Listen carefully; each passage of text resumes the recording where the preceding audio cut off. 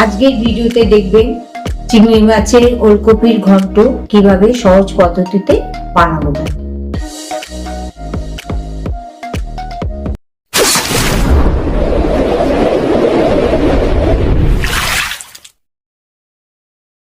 কেমন আছেন বন্ধুরা? আশা করি সবাই খুব ভালো আছেন। আবারও চলে এসেছি নতুন একটি রেসিপি নিয়ে।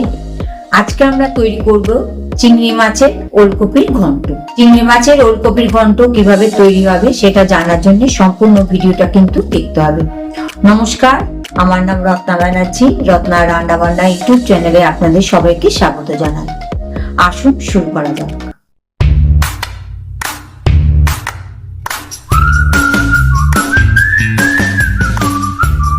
চিংড়ি মাছের ওলকপির ঘন্ট তৈরি করতে কি কি উপকরণ লাগে আসুন জেনে নিই।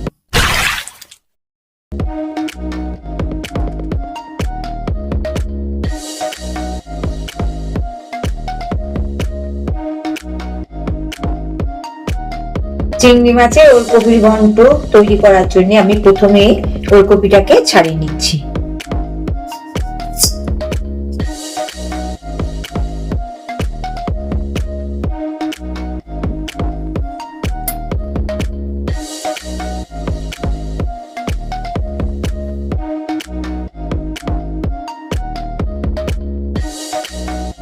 ওলকপিটা ছাড়িয়ে নিয়েছি, এবার আমি ঘষে নেব।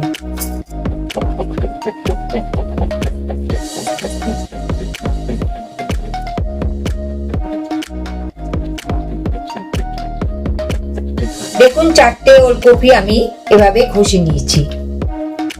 কপির মতনই করে আলু আমি ঘষে নেব। অফ ক্যামেরাতে কিন্তু আমি আলু খোসাটা ছাড়িয়ে নিয়েছিলাম।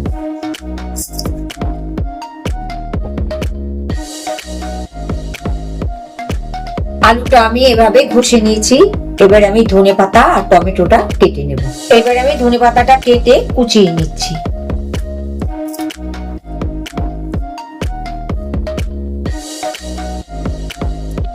এবারে আমি টমেটোটা কেটে নেব।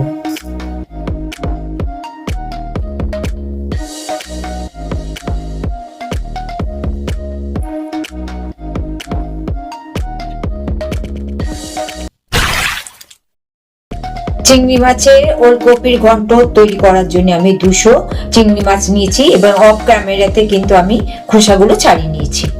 এবার আমি চিংড়ি মাছের মধ্যে পরিমাণ মতো নুন আর হলুদ দিয়ে মাখিয়ে তারপরে ভেজে নেব।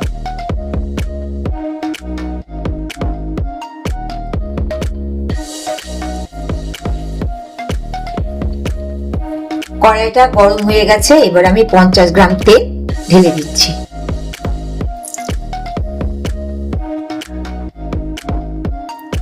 তেলটা গরম হয়ে গেছে, এবার আমি চিংড়ি মাছটা ভেজে নেব।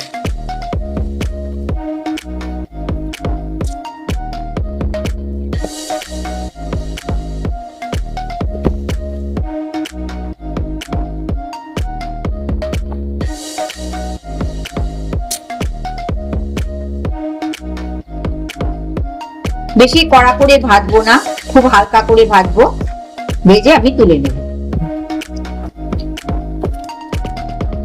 এই তেলেতেই আমি 4টে তেজপাতা দিলাম, হাফ চামচ মেথি দিচ্ছি, হাফ চামচ জিরে দিচ্ছি,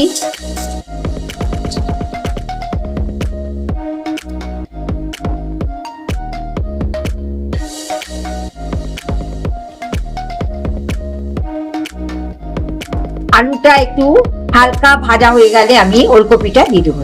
এইবার আমি ওলকপিটা দিয়ে দেবো।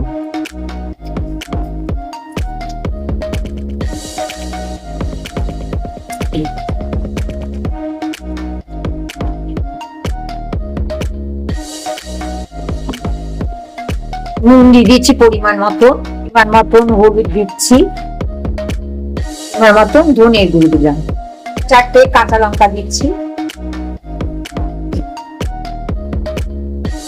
ভালো করে নাড়াতে হবে।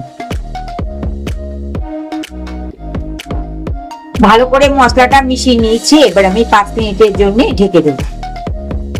দেখুন সেদ্ধ হয়ে গেছে। এইবার আমি এর মধ্যে টমেটো দিয়ে দিচ্ছি।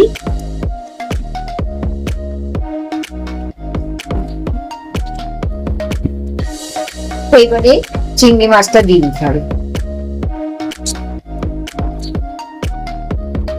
পরিমাণ মতো চিনি দিয়ে দিলাম, দিয়ে ভালো করে নাড়তে হবে।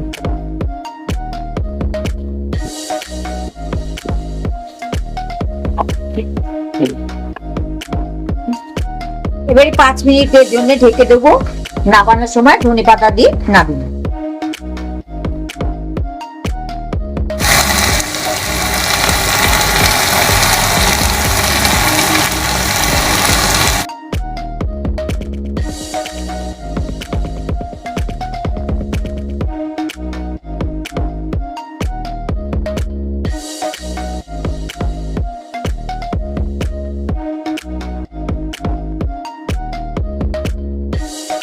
তো এই ছিল আজকের রেসিপি। কেমন লাগলো কমেন্ট করে জানাবেন, ভালো লাগলে অবশ্যই একটা লাইক করবেন, সাবস্ক্রাইব করতে কিন্তু ভুলবেন না। দেখা হবে পরের শুক্রবার ঠিক বিকেল 5টা 30 মিনিটে। ততক্ষণে ভালো থাকুন, সুস্থ থাকুন, ধন্যবাদ।